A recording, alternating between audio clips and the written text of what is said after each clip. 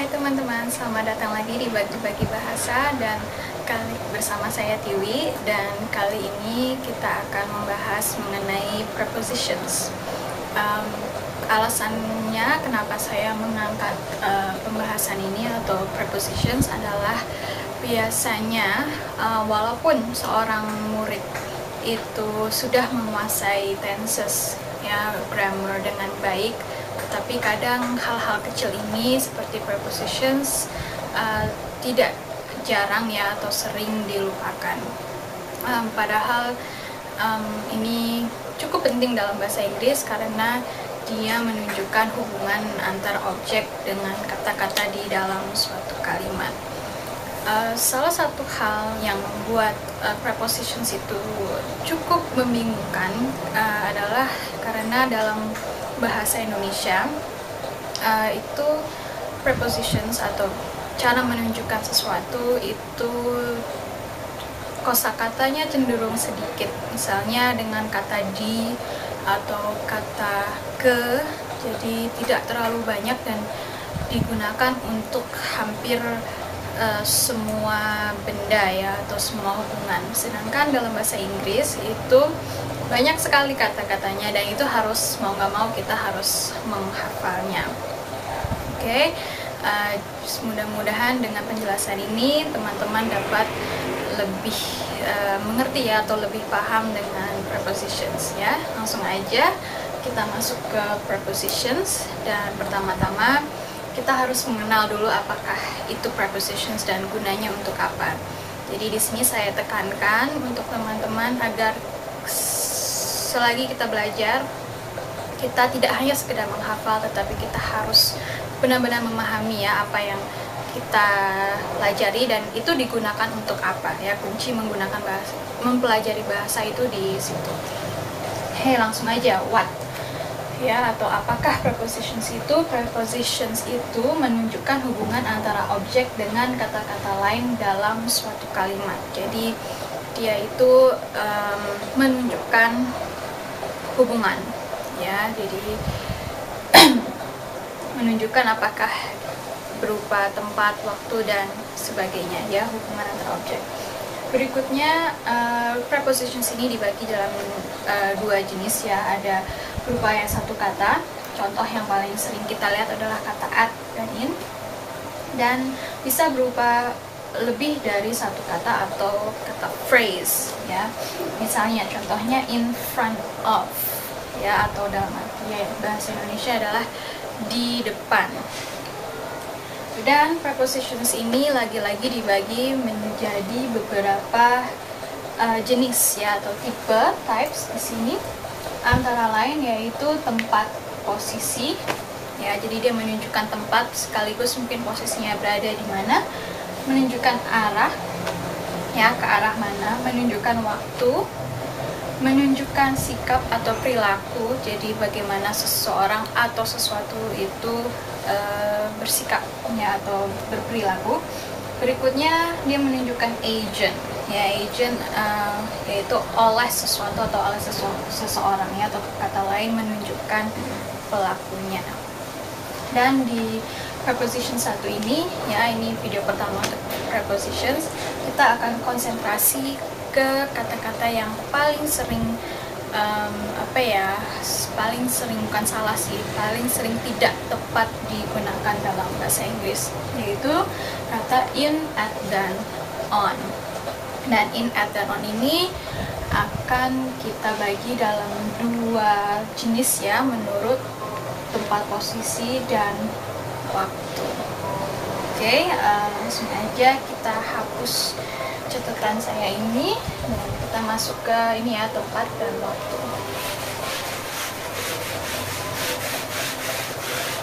Oke.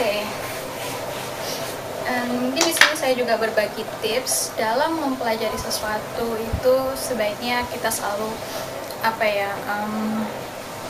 kita sebaiknya menyederhanakan. Jadi jangan terlalu banyak menghafal paragraf, tapi kita sederhanakan dalam catatan-catatan yang kecil, sederhana, dan sedikit, jadi agar kita mudah mengingat. Jadi di sini saya bagi dua, yaitu pertama tentang place atau position, dan kedua di sini adalah time. Di sini saya tidak akan terlalu banyak tulisan, jadi hanya yang perlu aja ya. Terus di sebelah pinggir sini kita kalau perlu Anda bisa menggunakan bolpen dengan warna yang berbeda ya, supaya lebih mencolok. Di sini kita menulis tentang kata pertama, kita gunakan yang in terlebih dahulu ya, in. Nah, menurut posisi ya, atau position, in itu untuk benda-benda yang berada di dalam ruangan ya. Misalnya apabila kita berada di ruangan sendiri, kita mengatakan in my room ya, di dalam suatu ruangan ya. Ruangannya bisa apa aja, bisa gudang, bisa lab, dan sebagainya. Oke, itu yang pertama. Dan kedua, dia untuk mengungkapkan apabila sesuatu itu tembus ya, tembus ya. Contohnya adalah apabila sebuah paku gitu ya, itu menembus tembok ya. Contoh kalimatnya seperti ini, the nail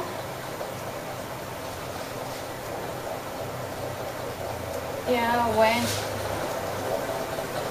into the ceiling ya. Jadi ini adalah untuk contoh penggunaan kata in, tapi dia artinya tembus ya, atau melalui suatu benda. Jadi kita sini dulu ya. In juga berlaku untuk mengungkapkan tempat ya, khususnya dia mengungkapkan daerah ya, kota dan negara. Oke, contohnya adalah misalnya in Sragen. Oke, apalagi in Tokyo. Dan bahkan kita di sini bisa menggunakan di seluruh dunia ya, in the world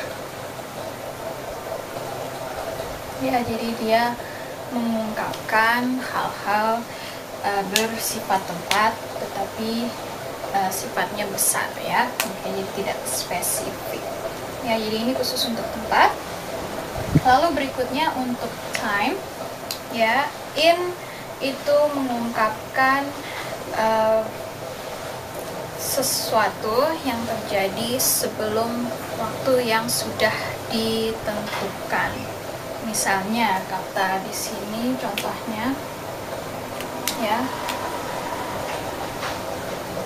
in time itu artinya sebelum waktu yang sudah ditentukan. Contohnya saya tiba sebelum waktu ujian mulai ya. Jadi kalimatnya I arrived in time before the exam. Oke. Ya, ini khusus untuk in time. In juga berarti bisa digunakan untuk waktu yang cukup abstrak ya. Jadi waktu yang kurang lebih belum bisa kita tentukan ya, atau kira-kira.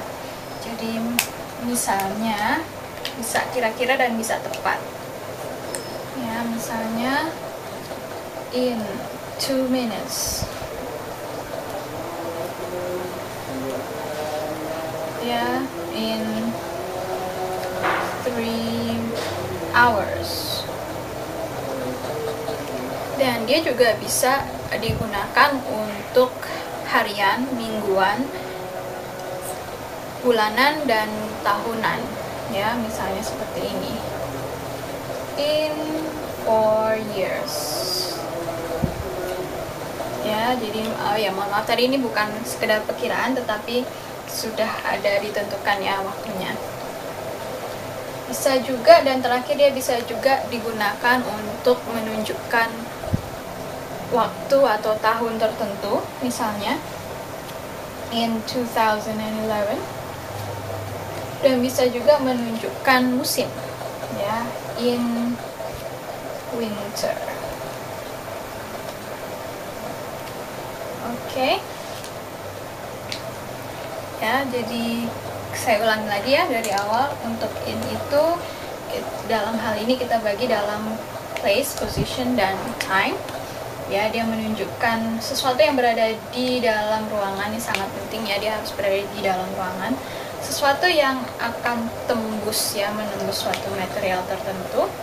Dia juga untuk menunjukkan daerah, kota, atau negara, atau bahkan dunia. Dan dalam segi waktu, time berarti in time, misalnya artinya adalah kita melakukan sesuatu sebelum waktu yang telah ditentukan. Misalnya contohnya, I arrive in time before the exam. Terus dia juga menunjukkan berapa jumlah waktu yang dibutuhkan. Misalnya in 2 minutes, in 3 hours, in 4 years.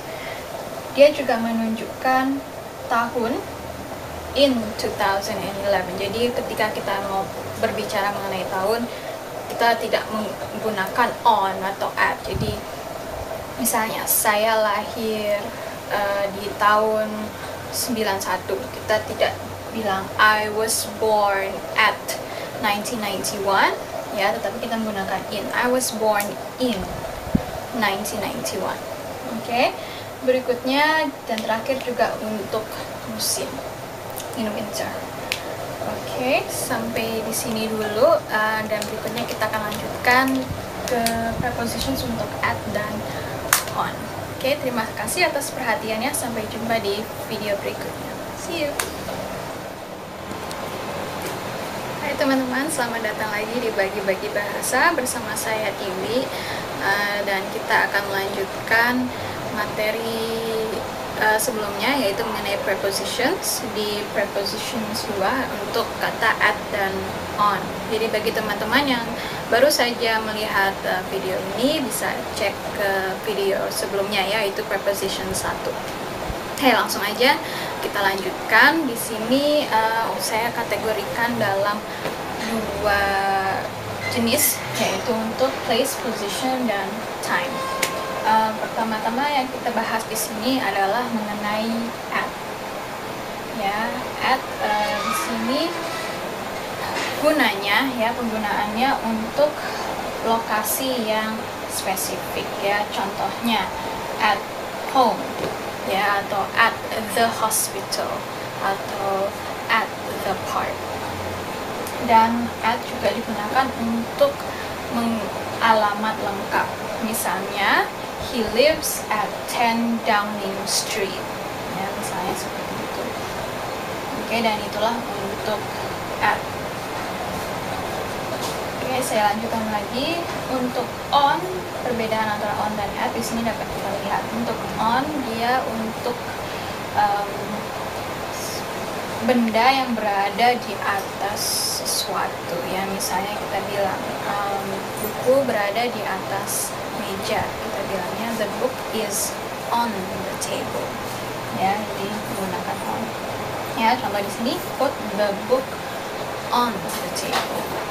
Dan on juga digunakan untuk mengungkapkan nama jalan ya, atau kita tinggal di suatu jalan tertentu ya. Bedakan ya on dan at. Di sini kalau at itu alamat lengkap ya, ada nama jalannya dan juga nomor rumahnya. Sedangkan untuk on, I live on Rocket Street, di sini tidak ada nomor rumahnya. Jadi ini untuk hal yang lebih umum daripada at ya. Selanjutnya kita akan masuk ke jenis waktu atau time.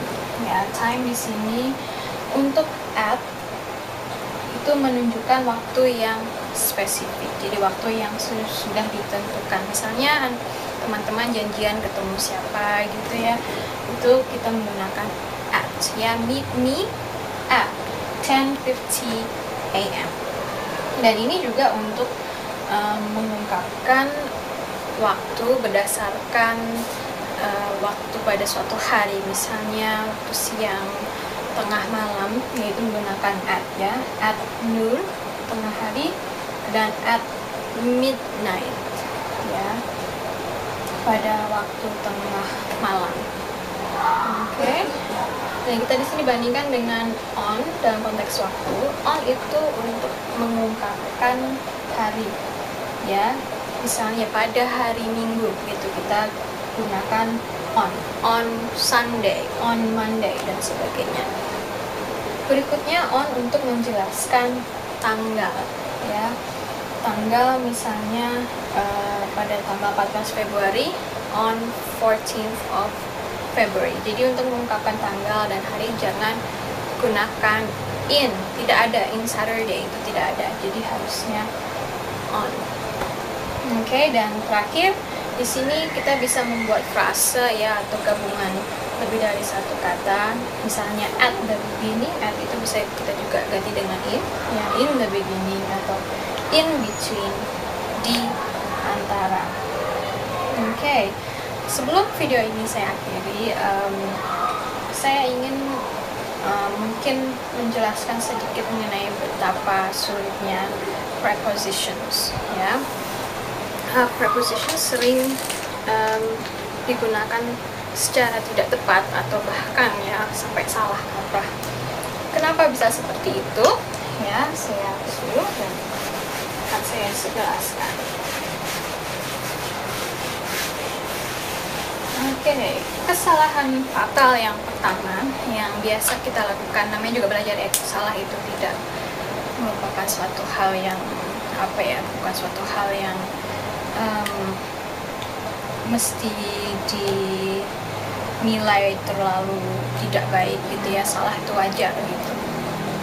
Dalam mempelajari bahasa, kita otomatis akan membandingkan dengan bahasa kita sendiri ya. Misalnya contoh dalam bahasa Indonesia, kita akan di mana-mana untuk menunjukkan tempat itu kita pasti menggunakan di ya, di